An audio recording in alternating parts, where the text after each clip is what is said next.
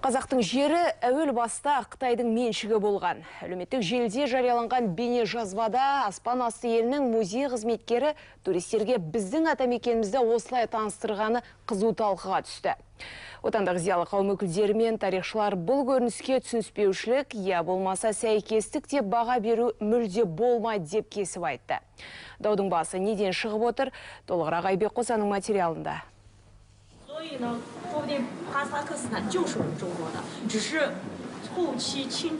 Бұл видео Қытайдың Құмыл аймағына қарасты Баркөл қаласындағы қазақ тарихына қатысты музейде түсірілген. Қазақтың жері әуел баста Қытайдікі болған деген желеу қызметкердің сауатсыздығы, я қателігі емес. Кіндік қаны Қытайда тамған журналист Ұларбек Дәлейұлы бұл әлгі мемлекеттің ұзақ жылғы жүргізіп жатқан астыртын саясатының бір көрінісі деп баға берді.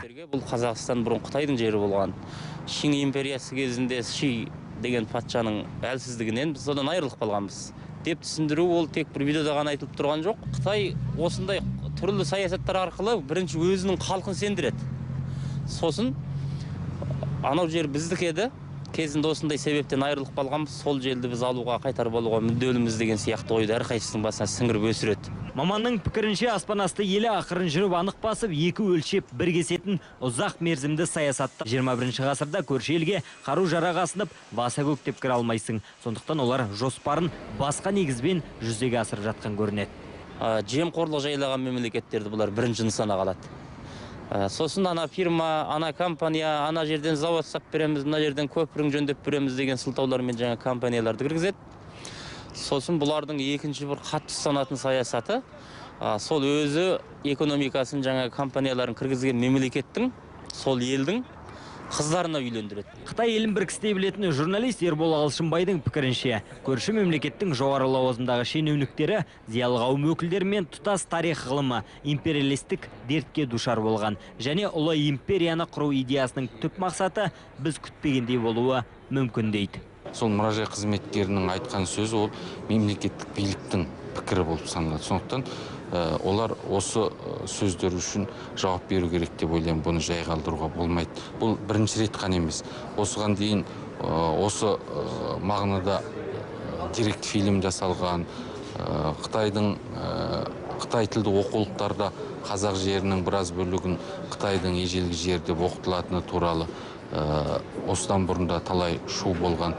Бұл тіпті күн өткен сайын үдеп бара жатыр. Бұл оқиғаға байланысты тарих ғылымдарының докторы Тұрсынхан Зәкеннің де пікірін біліп көрдік. Профессордың айтуынша Қытай елі хан және тан әулеті билеген заманның бір кезеңдерінде империя деңгейіне көтерілген. Тек сонда ғана алып қорғанның ар жағында не бар деп жорыққа шыққанға ұқсайды.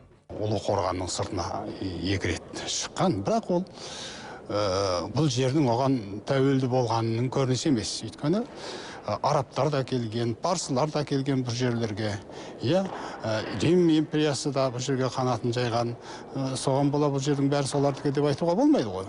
Жаңағы арабтікі, фарсылардың жері деп айтуға бол. Сол сияқты бұл жерді кезінде Таң империясына, Хан империясына тәуелді болған бұл Қытайдың жері деп айтсақ оқата болады. Осы жерден Қытай тарихшылары қателеседі, теориялық тұрғыдан қателеседі. Мәселенің бәрі музейден басталып отыр. Музей – ол тарих. Осыны принципке алып теорияға сүйенсек, Қытайдың бір ұпайы кем. Территорияны өткенге қарап есептесек, ұлы қорғаннан бергі жер тұтас түркі халықтарының меншігі саналар еді. Тарихшылардың пікірі осы. Дегенмен мамандар Қазақтың жері әуел баста Қытайдың меншігі болған деп көсілген музей қызметкері сөзінің астарында үлкен қауіптің барын жоққа шығармайды. Айбек Қосан, Тілектес Омаров, Айнұр Құнанбай, Бас жаңалықтар.